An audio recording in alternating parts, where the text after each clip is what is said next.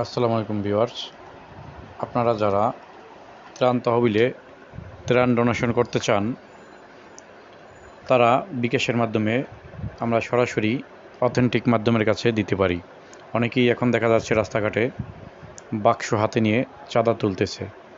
তারা কি করতেছে, কিছু টাকা হলে তারা বাস ভাড়া করে পিকনিকের মতো তারা ফেনী কুমিল্লা গিয়ে ত্রাণ দিচ্ছে। তাতে তাদের বাস ভাড়া আসা যাওয়ায় অনেক টাকা নষ্ট হয়। তাই আমরা তাদের কাছে প্রতারণার শিকার না হয়ে আমরা বিকাশের মাধ্যমে ত্রাণ তহবিলে টাকা জমা দিতে পারি। আপনার যা ইচ্ছা 10 টাকা 1 টাকা থেকে শুরু করে যত হাজার ইচ্ছা দেওয়া যায়। তাই আমরা প্রধান উপদেষ্টার তহবিলেও দিতে পারি এবং আসুন্না ফাউন্ডেশনেও দিতে পারি, সেনাবাহিনীর ত্রাণ কল্যাণেও দিতে পারি।